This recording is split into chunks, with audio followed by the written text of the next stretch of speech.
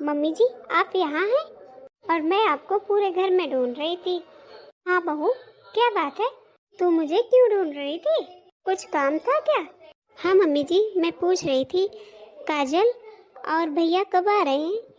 हाँ बेटा, वो काजल ने तो कुछ नहीं बताया मुझे, लेकिन हाँ, अमर ने कहा था कि वो 2-1 दिन में आ जाएगा। चलो ठीक है। अच्छा मम्मी जी, पापा जी कहाँ हैं? अरे तेरे पापा जी भी, तू तो जानती है उनकी आदत। वो कहीं पढ़ रहे होंगे पेपर, यहाँ से वहाँ वहाँ से वहाँ, पेपर ही तो पढ़ते रहते हैं। हाँ मम्मी, ये बात तो आपने बिल्कुल सही कही। अच्छा मम्मी, ये भी ऑफिस चले गए हैं। और मैं क्या सोच रही थी, ये थोड़े पैसे मुझे देकर गए हैं, तो घर का राशन भी खत्म होने वाला है, तो मैं उन्हीं पैसों से 15 दिन का राशन ले आऊं। नहीं नहीं बहू, राजेश जो तुझे पैसे देकर गया है उन्हें तो संभाल कर रख, साग सब्जी के काम आएंगे। और राशन तो वो पड़ोस वाली दुकान है ना, उससे ले आना उधार, बाद में चुका दूंगी धीरे धीरे करके।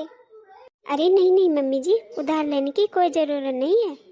जितने पैसे हैं उन्हीं से मैं राशन ले आऊंगी, और साग सब्जी की आप टेंशन ना लो, मैं बाजार से ले आया करूंगी, वहाँ पे थोड़ी सस्ती मिल जाती हैं सब्जियाँ। और 2-4 दिन की इकट्ठी ले आऊंगी, तो रोज रोज जाना भी नहीं पड़ेगा और काम भी चल जाएगा। जो दरवाजे पे आता है बेचने, वो बहुत महंगी देता है सब्जी। अच्छा ठीक है बहू, जैसा तुझे सही लगे वही करना तू। अच्छा बहू, खाना बन गया क्या? नहीं मम्मी जी, बस बनाने ही जा रही थी। ठीक है, अच्छा तू खाना बना ले, फिर मुझे दे देना, मैं खा लूंगी, उसके बाद में थोड़ा आराम करूंगी। क्यों मम्मी जी, क्या हुआ? आपकी तबीयत ठीक नहीं है क्या? और आपने मुझे बताया क्यों नहीं? पहले बताती तो मैं डॉक्टर को बुलवा लेती, आपको दवाई दिवा देती। अरे नहीं नहीं बहू, टेंशन की कोई बात नहीं, बस थोड़ा आराम करना चाहती हूँ, मेरी तबीयत खराब नहीं है। अच्छा ठीक है मम्मी जी, मैंने सोचा कि आपकी तबीयत खराब है। तो ठीक है, मैं खाना बना लेती हूँ, फिर आपको आवाज़ लगा दूंगी। हाँ बेटा, तब तक मैं यहीं बगीचे में टहल रही हूँ। यहाँ ठंडी ठंडी हवा भी चल रही है और अच्छा भी लग रहा है। इतने हरे भरे पेड़ हैं, फूल पौधे हैं, तो हरियाली देखकर बहुत अच्छा लग रहा है। और वैसे भी बहू, अभी 2-3 दिन बाद तो हरियाली तीज आने वाली है, उसकी भी तो तैयारियां करनी है। अरे हाँ मम्मी जी, आपने तो मुझे याद ही दिला दिया। अरे मुझे साड़ी भी तो लेनी है, और हरी चूड़ियाँ, और सारा श्रृंगार का सामान, मेहंदी भी लगवानी है। हाँ हाँ हाँ बहू, मुझे सब याद है। और तुझे पता है बहू, मैंने अंजलि को भी बुलाया है, वो भी आ जाएगी हरियाली तीज तक। ये तो आपने बहुत अच्छा किया मम्मी, हम तीनों एक जैसी ही साड़ी लेंगे और एक जैसी चूड़ियाँ, सभी लोग एक साथ में पूजा करेंगे। और मम्मी जी, आप भी अपने लिए कोई ढंग की साड़ी ले लेना, आप तो लेते ही नहीं हो, मेरे सबके लिए लिवा देते हो और खुद तो कुछ लेते ही नहीं हो। अरे बहू, मैं तो बूढ़ी हो चुकी हूँ, 2-2 बहुओं की सास हूँ मैं, तो अब तो तुम्हारे पहनने ओढ़ने के दिन है, तो तुम लोग करो एंजॉय। नहीं नहीं मम्मी जी, किसने कहा आप बूढ़ी हो? आप तो हम दोनों बहुओं से ज्यादा सुंदर लगती हो। मैं कुछ नहीं सुनूंगी मम्मी जी, इस बार तो आपको लेनी ही पड़ेगी साड़ी और चूड़ियाँ, और मैं लेकर आऊंगी, आपको मेरी ही पसंद की लेनी पड़ेगी। अच्छा ठीक है बहू, जैसा तुझे अच्छा लगे वही करना, लेकिन अभी तो मुझे भूख लग रही है, खाना बनाएगी या बातें ही बनाती रहेगी? अरे मम्मी जी, अभी बनाती हूँ ना। अच्छा ठीक है मम्मी जी, मैं अभी बनाकर खाना बुलाती हूँ आपको। ठीक है। ये बड़ी बहू भी ना बहुत चिंता करती है मेरी, मुझे तो ये एहसास ही नहीं होने देती कि ये मेरी बहू है, मुझे तो लगता है ये मेरी बेटी है। अरे आजकल के बच्चे भी नहीं करते इतना अपने माँ बाप के लिए, जितना ये सोचती है मेरे बारे में। मम्मी जी, कौन है? पता नहीं कौन है, उतनी देर से हॉर्न बजाते जा रहा है, जरा देख तो बाहर निकल कर, कौन आया है इस वक्त?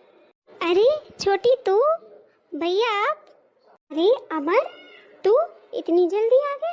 तूने तो कहा था 2-3 दिन बाद आएंगे। हाँ मम्मी, कहा तो था, लेकिन फिर हमने सोचा चलो चलकर सरप्राइज दे देते हैं। वैसे भैया, आप इतनी जल्दी आ गए, कौन सी ट्रेन थी? क्या भाभी, आप भी कैसी बातें करती हो? बाहर पूरा मोहल्ला खड़ा हो गया गाड़ी देखने के लिए हमारी, और आप लोग तो घर से बाहर ही नहीं निकले। अरे हाँ बेटा, तभी मैं सोचूं कौन है, इतनी बड़ी गाड़ी आती तो है नहीं अपने मोहल्ले में, तो ये आज कौन आ गया। तभी गाड़ी देखने सभी लोग आए होंगे। हाँ छोटी, क्योंकि हमारा मोहल्ला बहुत छोटा है, यहाँ पे इतनी बड़ी गाड़ी नहीं आती, तो आज पहली बार आई है तो सभी लोग देखने आ गए। हाँ ये बात तो सही है दीदी, सही कहा आपने, ये मोहल्ला तो बहुत छोटा है। पर बेटा तुझे अपनी गाड़ी से आने की क्या जरूरत थी, आने जाने में कितना डीजल खर्च हो जाएगा। अरे क्या मम्मी, आप भी कैसी बातें करती हो। अगर हम अपनी गाड़ी से नहीं आते तो आपको सरप्राइज कैसे देते। अच्छा मम्मी, ये सब बातें छोड़ो। दीदी मुझे ना बहुत तेज गर्मी लग रही है, मुझे आप ठंडा पानी पिलाएंगी प्लीज। और मैं जा रही हूँ अपने रूम में आराम करने। अमर, मेरा सामान वहीं पे रख देना आके। हाँ हाँ काजल, तुम जाओ, मैं सामान लेकर आ जाऊंगा।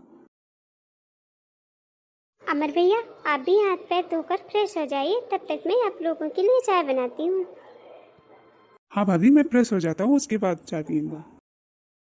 बहू जल्दी से बढ़िया सी चाय बनाना बेटे बहू के लिए। हाँ मम्मी, मैं बहुत अच्छी चाय बनाऊंगी, देखना काजल तो पीकर खुश हो जाएगी। कुछ भी कहो काजल, अपना घर अपना होता है। यहाँ आकर कितना सुकून मिल रहा है, कितनी खुशी हो रही है। हाँ लेकिन ये गांव है, यहाँ पे मुझे कुछ खास नहीं लगा। यहाँ पे ना ही लाइट का पता रहता है, ना ही एसी है, ना ही कूलर है, बस ये पंखा है, इसी से काम चलाना पड़ेगा। और लाइट नहीं आई तो ये भी नहीं चल पाएगा। मैं तो बस 2-1 दिन ही रुकूंगी, मैं नहीं यहाँ पे रुक सकती। अरे ठीक है बाबा, जितने दिन रुकना है उतने दिन रुक लेना, फिर हम चलेंगे। अमर भैया आइए ना भाभी। अरे काजल, ये तुमने क्या पहन लिया। माँ जी देखेंगी तो बहुत गुस्सा करेंगी, ये कपड़े आपने क्यों पहन लिए, साड़ी पहनी है। ओ जी दीदी, मुझे तो यही कपड़े पहनने की आदत है, वो तो साड़ी में रास्ते के लिए डाल आई थी, क्योंकि इन्होंने मुझसे रिक्वेस्ट की थी, वरना मैं साड़ी वाड़ी नहीं पहनती हूँ, मैं तो ऐसे ही कपड़े पहनती हूँ। अच्छा तो ठीक है, ये लो चाय पी लो, बहुत अच्छी स्पेशल चाय बनाई है अदरक वाली। ये क्या दीदी, मैं इतनी दूर से आई हूँ और मैं खाली चाय पीऊंगी, मैं खाली चाय नहीं पीती हूँ, मुझे चाय के साथ नाश्ता भी चाहिए, मैं खाली चाय नहीं पीती हूँ। तुम लोग गांव के गवार हो, तुम लोगों को इतना भी नहीं पता। अरे गांव में रहते हो, कम से कम इतना तो मैनेज होना चाहिए कि कोई मेहमान आए तो उसके लिए चाय के साथ नाश्ता भी होना चाहिए। ठीक है काजल, मैं अभी लेकर आती हूँ नाश्ता।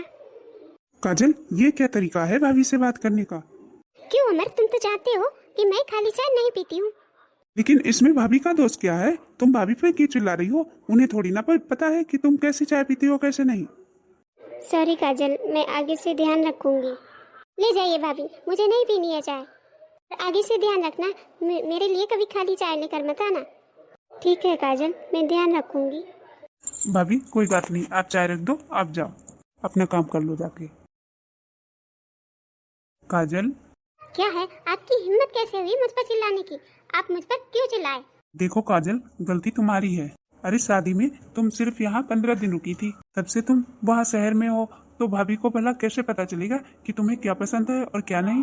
तो भाभी पर चिल्लाई क्यों तुम। अरे आराम से भी तो बता सकती थी भाभी को कि तुम्हें खाली चाय नहीं पीनी है, कुछ खाने को भी साथ में ले आओ, नमकीन बिस्किट या जो भी तुम्हें खाना होता। दीदी, अरे काजल, तुम यहाँ क्या कर रही हो किचन में। बस दीदी मुझे भूख लगी थी। OMG दीदी, आपका किचन तो कितना छोटा है और कितनी गर्मी है यहाँ, आप कैसे कर लेते हो ये सब। काजल, ये खिड़की खोल लेती हूँ, इससे बहुत ही ठंडी हवा आती है। आपको पता है दीदी, मैंने जो घर खरीदा है उसका किचन तो बहुत बड़ा है और उसमें फैन भी लगा हुआ है और AC भी लगाया हुआ है मैंने किचन में, गर्मी तो बिल्कुल भी नहीं लगती, और यहाँ पे तो कमरों में भी AC नहीं है। अच्छा काजल, तुम बाहर चलो, मैं अभी तुम्हारे लिए खाना लेकर आती हूँ। ये क्या हुआ काजल। क्या दीदी, आप इस थाली में मुझे खाना देंगी। मैं इस थाली में खाना नहीं खाऊंगी। अरे आपके यहाँ अभी तक स्टील के बर्तन नहीं चलते हैं। अरे मैंने तो अपने यहाँ पे सारे के सारे चीनी मिट्टी के बर्तन रखे हुए हैं, मैं तो इनमें खाना नहीं खाती हूँ, मैं इसमें खाना नहीं खाऊंगी। अरे कौन चलाता है आजकल स्टील के बर्तन, मैं तो इनमें खाना नहीं खाऊंगी। अगर आपके पास चीनी मिट्टी के बर्तन है तो उन्हीं में मुझे खाना दो, मैं इनमें खाना नहीं खाऊंगी।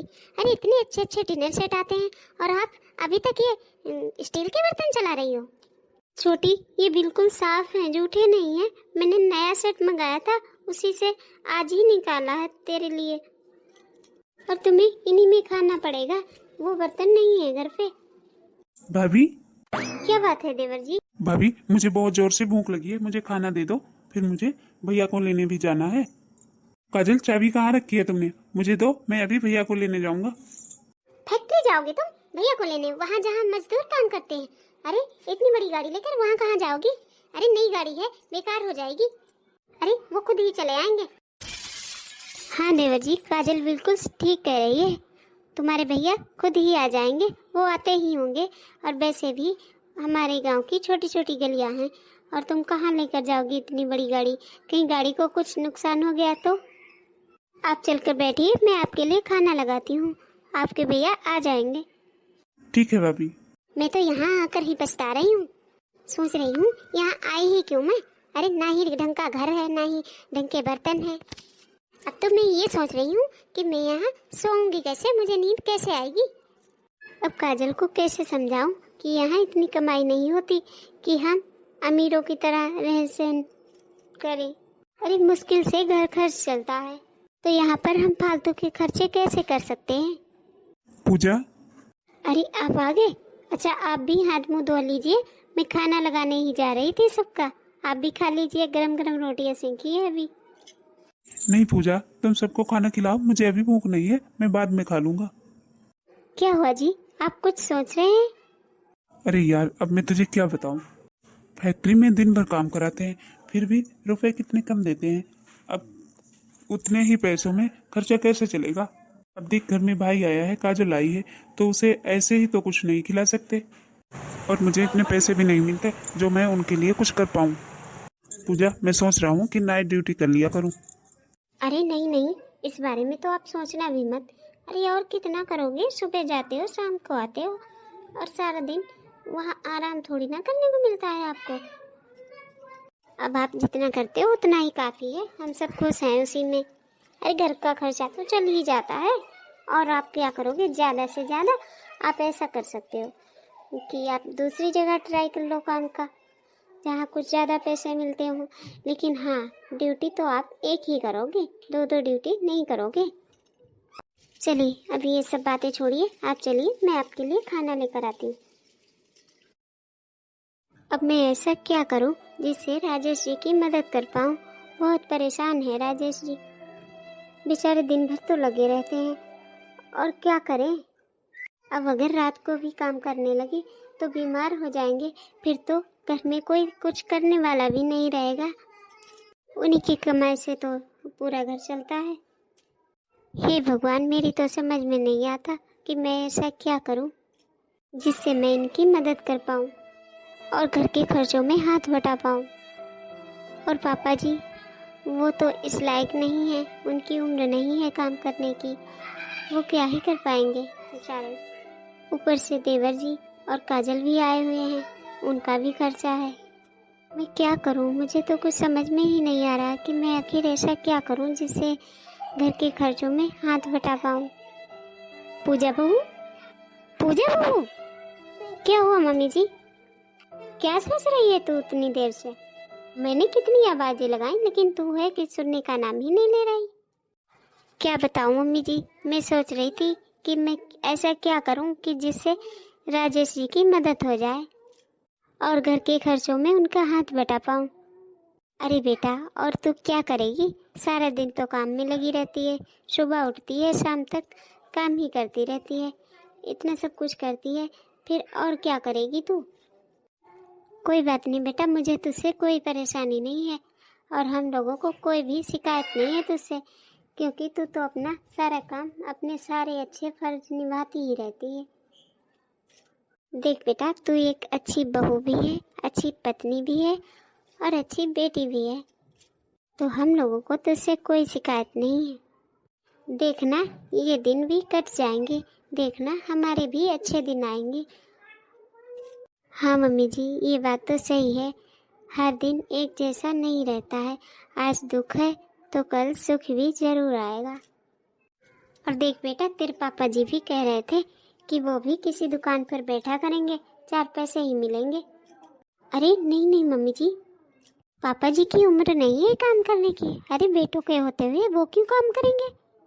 नहीं मम्मी जी, ऐसा बिल्कुल भी नहीं होगा, पापा जी काम नहीं करेंगे। तो बेटा अगर किसी दुकान पर बैठेंगे तो 4 पैसे ही मिलेंगे, कुछ तो सहायता कर पाएंगे बेटे की।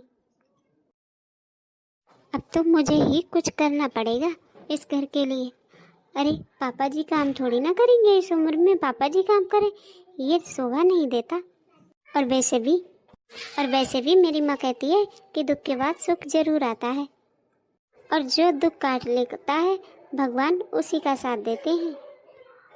देखना हमारे भी दिन बदलेंगे, लेकिन तब तक मुझे तो कुछ करना ही पड़ेगा ताकि घर खर्च में कुछ हेल्प हो सके। हाँ सोनम, कैसी है तू? अरे क्या यार, मैं तो अपने ससुराल आई थी। वो क्या है कि अमर कहने लगे कि चलो गांव चलते हैं।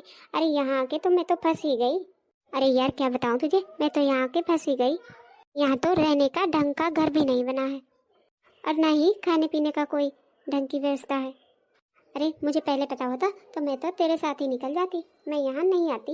यहाँ आकर तो मैं फंस गई हूँ। कोई नहीं, चिंता मत करो, मैं 2-3 दिनों में आ जाऊँगी। मेरा मन नहीं लगता यहाँ पे, मैं यहाँ नहीं रुकूँगी। अच्छा ठीक है, मैं तुझसे बाद में बात करती हूँ। और हाँ, एक बात याद रखना, और सोनम ध्यान से पैकिंग करके रखना। हम जब आएंगे वहाँ से तो हम सब कहीं बाहर घूमने चलेंगे 10-12 दिनों के लिए। अरे हाँ यार, हम अपनी गाड़ी से चलेंगे। नहीं, ट्रेन से नहीं जाएंगे, अपनी गाड़ी से जाएंगे। आखिर ली है गाड़ी, नई गाड़ी अभी खरीदी है तो है किस लिए, इसीलिए तो खरीदी है ताकि आराम से जा सके। अच्छा ठीक है यार, मैं रखती हूँ, फिर कभी बात करूँगी। अरे भाभी आप कब आई? अच्छा भाभी, अब आप आ ही गई हो तो मुझे कॉफ़ी बना कर दे दो, मुझे बहुत तेज कॉफ़ी पीने की इच्छा है। हाँ काजल, मैं अभी बना कर लाती हूँ तुम्हारे लिए कॉफ़ी। अच्छा दीदी, मुझे ये बताओ मैं कहाँ सोऊंगी, और ये लाइट कब तक आएगी? काजल, लाइट का तो कोई भरोसा नहीं है कि कब आए, आ भी सकती है और नहीं भी। ओएम जी, तो मैं कहाँ सोऊंगी, मैं कहाँ लेटूंगी, और मैं लाइट के बिना नहीं सो सकती। काजल तुम ऐसा करो, छत पे चली जाओ, वहाँ पे अच्छी हवा चल रही है तो तुम्हें बहुत अच्छी नींद आएगी, और मैं वहीं पे तुम्हारी कॉफ़ी लेकर आती हूँ। नहीं दीदी नहीं, मैं छत पे नहीं जाऊँगी, वहाँ ना तो बैठने का जगह है और ना ही लेटने की। मैं नहीं जाऊँगी उस छत पे, कितनी गंदी सी छत है, मैं नहीं जाऊँगी, मैं तो यहीं पे बैठूँगी। मैं तो पछता रही हूँ यहाँ पर आकर। तो क्यों आई है, किसी ने बुलाया तो नहीं था तुझे? नहीं मम्मी जी, मेरे कहने का मतलब है मैं सोच रही हूँ कि कुछ मदद कर दूँ आप लोगों की, लेकिन मैं क्या करूँ, मेरे पास खुद ही इतने सारे खर्चे हैं। अभी तो मैंने प्लॉट खरीदा है, फिर ये गाड़ी खरीदी, तो इस समय तो मेरे पास भी पैसे नहीं हैं, तो मैं आपके लोगों की कोई मदद नहीं कर पाऊँगी। देख बहू, मुझे तेरी कोई मदद चाहिए भी नहीं, हम जैसे भी हैं खुश हैं। मम्मी जी रहने दीजिए ना, वो यहाँ पे नहीं है तो उसे एडजस्ट करने में प्रॉब्लम तो होती है। काजल तुम अपने रूम में जाओ, मैं वहीं पे कॉफ़ी लेकर आती हूँ। ठीक है दीदी। बहू तू ये सब क्यों सहती रहती है, तूने क्यों नहीं जवाब दिया काजल को? अरे कोई बात नहीं मम्मी जी, अब अपने ही तो हैं, किसको क्या जवाब देना। नहीं बहू, तू इतना सब कुछ करती है इस घर के लिए, ये 4 दिन के लिए आई है, ऊपर से ताने मार रही है। मम्मी जी मैं सोच रही थी, क्या चल रहा है तेरे दिमाग में? मम्मी जी मैं सोच रही थी कि क्यों ना मैं भी कुछ काम करूं ताकि घर का खर्च आराम से निपट सके और इन्हें भी थोड़ा आराम मिल जाए।